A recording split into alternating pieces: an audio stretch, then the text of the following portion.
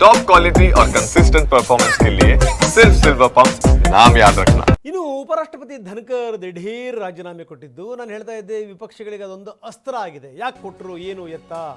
ಸ್ವಪಕ್ಷೀಯರೇ ಅವರಿಗೆ ಅವಮಾನ ಮಾಡಿದ್ರು. ಪಕ್ಷ ಇರಲ್ಲ ಬಿಡಿ, ರಾಷ್ಟ್ರಪತಿಗಳು ಉಪರಾಷ್ಟ್ರಪತಿಗಳು ಅಂತಂತಂದರೆ ಅವ್ರು ಯಾವುದೇ ಪಕ್ಷಕ್ಕೆ ಬರಲ್ಲ, ಪ್ರಶ್ನೆ ಬೇರೆ. ಪಕ್ಷದಿಂದ ಆದರೂ ಕೂಡ ಪಕ್ಷದ ವ್ಯಾಪ್ತಿನಲ್ಲಿ ಇರಲ್ಲ ಅವರು. ಇವತ್ತು ಸಂಸತ್ ಅಧಿವೇಶನದಲ್ಲಿ ಇದು ಚರ್ಚೆ ಆಗುವಂಥ ಸಾಧ್ಯತೆಗಳಿದೆ. ಎಲ್ಲ ಒಂದು ಕಡೆಗೆ ಧನ್ಕರ್ ಆಡುವಂಥ ಮಾತುಗಳು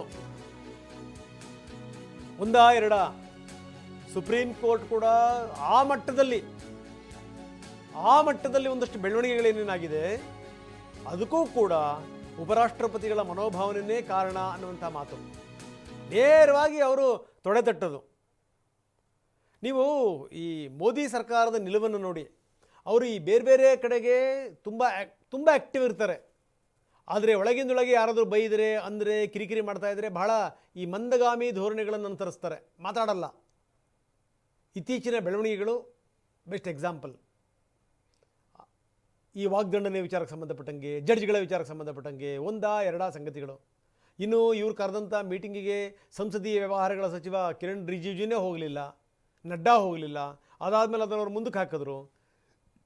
ಧನ್ಕರ್ ಅವರಿಗೆ ವಿಪರೀತವಾದಂಥ ಅಸಮಾಧಾನ ಇತ್ತು. ಎಲ್ಲಿ ನೋಡಿದ್ರು ನೀವು ರಾಷ್ಟ್ರಪತಿಗಳ ನೀವು ಫೋಟೋ ಹಾಕ್ತೀರಿ, ನೀವು ಪ್ರಧಾನಮಂತ್ರಿಗಳ ಫೋಟೋ ಹಾಕ್ತೀರಿ, ನನ್ನ ಫೋಟೋ ಹಾಕಲ್ಲ ಅನ್ನುವಂಥ ಒಂದು ಮನೋಭಾವನೆ ಕೂಡ ಇತ್ತಂಥವ್ರಿಗೆ. ಈ ಥರದ ಹತ್ತಾರು ಸಂಗತಿಗಳು. ಆದರೆ ನೀವು ಅವಮಾನ ಮಾಡೋರನ್ನ ಹೊರಗಡೆ ಹಾಕಿದ್ದೀರಿ ಅಂತ ಹೇಳೋಕ್ಕೆ ವಿಪಕ್ಷದವ್ರಿಗೊಂದು ಅಸ್ತ್ರ. ಅದನ್ನು ಇವತ್ತು ಜಳಪಡಿಸಲಿಕ್ಕೆ ಸಜ್ಜಾಗ್ತಾ ಇವೆ ವಿಪಕ್ಷಗಳು.